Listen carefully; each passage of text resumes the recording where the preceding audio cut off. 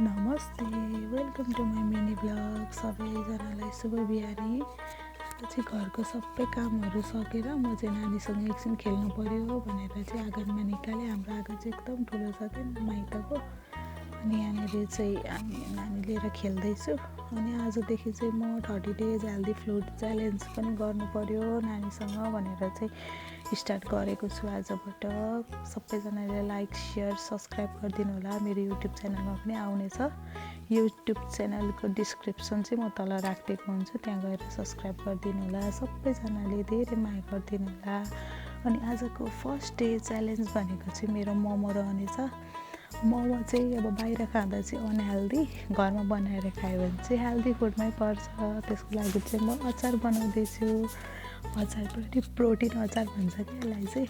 यसमा चाहिँ बदाम, किसमिस, काजु अनि तिलहरू सबै मिक्स गरेर पकाउनु पऱ्यो।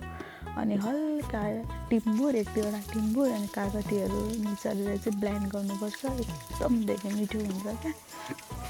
म यसरी नै बनाउँदैछु। हेर्नु है म कसरी बनाउँछु।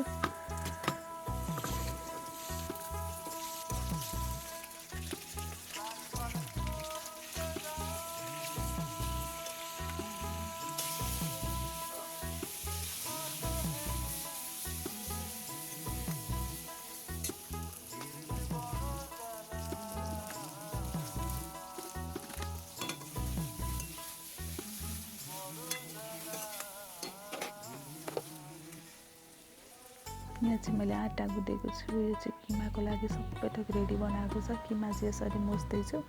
किमा मुस्दा चाहिँ मैले हल्का पनिर पनि राखेको छु। अनि मेरो अचार यहाँ रेडी भइसकेको छ। एकदम धेरै मिठो भएको थियो अचार। अचार रेडी गर्दा चाहिँ मेरो एकदम किचन फोहोर भइसकेको छ। पहिला किचन चाहिँ म मजाले क्लिन गर्छु अनि मात्रै बनाउनु पऱ्यो भनेर सबै क्लिन गरेँ। अनि यहाँ मोमोको डो यस्तो भयो। अनि यो चाहिँ यसरी डल्लो पारेको। अनि मम्मी बेल्दिनु हुँदैछ अनि म चाहिँ यसरी बनाउनु पऱ्यो भनेर टक्क स्टाइल पारेर देखाएको क्या। मोमो मैले यस्तो बनाएँ भनेर। मलाई खासै बनाउनु चाहिँ आउँदैन। अनि मोमो पाकेपछि सबैभन्दा छिटो चाहिँ मेरो छोराले टेस्ट गरेको थियो। उसले चाहिँ लगभग 6वटा मोमो खायो क्या, हाफ प्लेट। अनि मम्मी चाहिँ यहाँ सर्भ गर्नु हुँदैछ। मोमो, घरको मोमो चाहिँ एकदम हेल्दी हुन्छ नि। अनि हामी एकदम धेरै खान्छौँ क्या घरको मोमो चाहिँ। हेल्दी भएर होला।